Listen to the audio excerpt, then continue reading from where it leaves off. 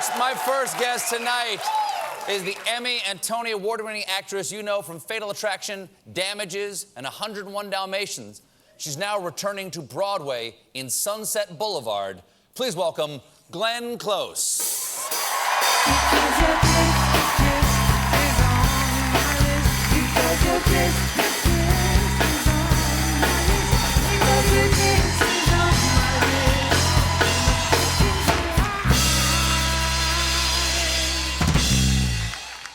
My feet don't touch the ground. Your feet don't touch the ground? I wish I could put something underneath there. That's I don't have anything. A little cushion or something like that. Nice to see you. Lovely Nice to see here. you. I've admired you and just I think you're wonderful. So I'm very excited to be here. Well, I'm a huge fan of yours too. Ever since I saw you crying in a shower and Big Chill. Now, you're in Sunset Boulevard on Broadway. This is a part that you played in 1995, 22 years ago. Mm-hmm. And back then, the reviews were unbelievable. Like, this is like one of the greatest performances on Broadway of the 20th century. And now the reviews are saying, honest to God, they're saying, this is one of the greatest performances probably of the 21st century. But the thing is that you won a Tony in 95, and so you're not eligible for a Tony in 2017. That is bull. Well, does one always do something to win an award? Yes. No. Always. Well, Always. I mean, or you could look at it that it takes the pressure off. Oh, I guess so. Yeah, it's fabulous. I just hope that every one of my cast members gets nominated. Well, you're playing Norma Desmond. Yes. Can't you just change the name to, like, Mary Desmond or something? I was gonna say, this is her sister, totally different thing. Why'd you want to come back to this role 22 years later? What does it say to you now? Because when you were playing this, when the movie was made, was 1950. Yeah. 1950, and it's about a female actress, a female star, yes, who's trying to sort of reclaim her career. She was a great silent movie star. Yeah. Well, what does this say to you now? Like, how does this speak to what the experience is to be an actress in Hollywood now? First of all, I think Norma Desmond is one of the greatest roles ever written for a female, and certainly for a female who is, you know, of 50, and I'm older than 50. So, and because of that, it really, there's a lot of examination. And it's amazing to me to come back 20 years later and realize how much I've learned in life and how much I've learned about my craft. So, and it demands everything of you. It demands singing, it demands, you know, you have to be very strong, and you have to, it's every night you create a unique community with the audience that comes in, and you have, which I think everybody longs to have, some sort of emotional connection in real time. That's what theater is. So you come in and you have this extraordinary emotional journey in real time, and you create together this unique community. So I'm honored to be doing it. I'm thrilled. It's kind of what we do. As an actress performing live on stage, is there any ideal show for you to do? Are you ever saying to yourself, okay, we'll get it perfect tonight? Or is every night a unique challenge? Every night, because the audience is unique. So and the audience, I think, is my collaborator. So craft will keep you at a certain level of performance.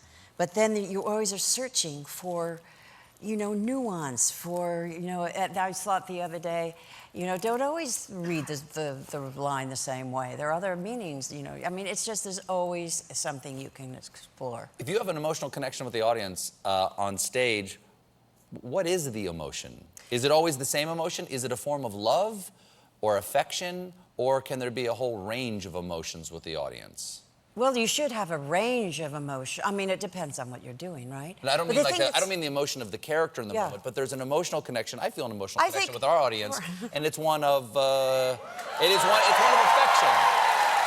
Total adoration. Well, Total adoration. Yeah, but it's mutual.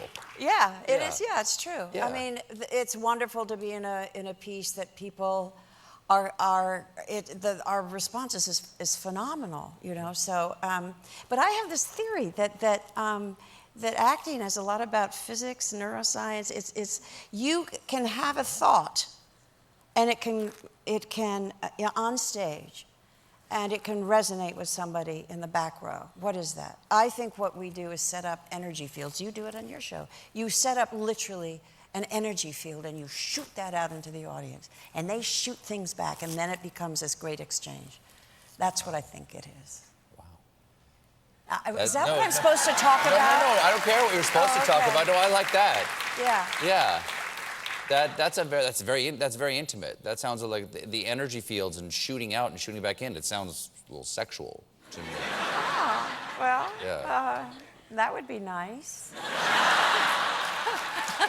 Yeah, but Giuliani got all that stuff off of Broadway back in the 90s. Yeah, that's true. So how did you, what inspired you to be, like, I have my own role models from Yeah. what I do for a living. What were your role models when you were younger? Well, when I was really young, because I wanted to act when I was this big, it was Did the you, Walt. or did you only Yes. want to? I loved the classic Walt Disney films. And then I loved things like Old Yeller, Littlest Outlaw, all those things. And so I had a very, very active imagination. You know, I was always pretending all that kind of things that kids should do. And I went to school, went to College of William and Mary, and I knew what I wanted to do. I felt stupid, so I went to college. I think everybody should have a good general education. And I was my senior year. I was, you know, painting backstage for a show, and I saw on television the interview that Dick Cavett did with Katharine Hepburn. The only time Hepburn had ever been on television, and it was captivating. And I've always had huge respect for her. And what came out of that, I just, you know, was holding my paintbrush and looking at it, and something said to me, "You want to do that? Do it." Excuse me, I just blow up. You know? And so the next day, I went to the head of the theater department, Mr. Howard Cameron. He was kind of my mentor, and I said, I'd found out, I want you to nominate me for 2 national auditions. I got to the finals, and I got my first job that fall in New York. Wow. And did you ever get to tell Katharine Hepburn this story? I was asked to help celebrate her at the Kennedy Center Honors, and she was extraordinary. She came in black pants, a black raincoat, a neck thing, and black Reeboks. How fabulous is that? I mean, everybody's covered with jewels and all this stuff. Anyway, and I heard they showed a scene from Guess Who's Coming to Dinner with Spencer Tracy, and I heard her from the balcony where they're sitting saying, "Oh, Spencer," you know, it was like. And because I'd done the Kennedy Center Honors numerous times, and as far as I know, she's the only person who was celebrated who actually came backstage to thank the people who were there. And so that itself was amazing. But I told George Stevens, who produced it, this story about how important she was to me at a very seminal moment in my life. And he said, "You have to tell her, you have to tell her." I said, "No, I can't tell her." He said, "No, you have to tell her." So I told her. Did she take it well? Well, she did. Because some people can't take that very well. When they find out that you're an idol, they demur. I didn't come at her like an idol, you know. I just told her this story and how at this certain moment in my life, you know, it just came together, and she gave me the kind of do it, you know. But she wrote me this letter, and I brought it for you to see. Is that what this is? I saw that. And it's one of my treasures because it's a letter from Katharine Hepburn? a letter from Katharine Hepburn. You don't get that every day. Dear Glenn Close, a great big hug for your sweet contribution. I'm glad I persuaded you when you were a mere child to join this terrible profession. This terrifying profession. And let's face it, this delicious way to spend your life. With affectionate thanks, Kate Hep. Wow. There you go. That's it. Says it all. That makes the whole career worth it, right Says there. it all. Well, it was lovely to see you again. Oh. Thank you so much for being here. Sunset Boulevard is at the Palace Theater on Broadway. Glenn Close, everybody. We'll be right back.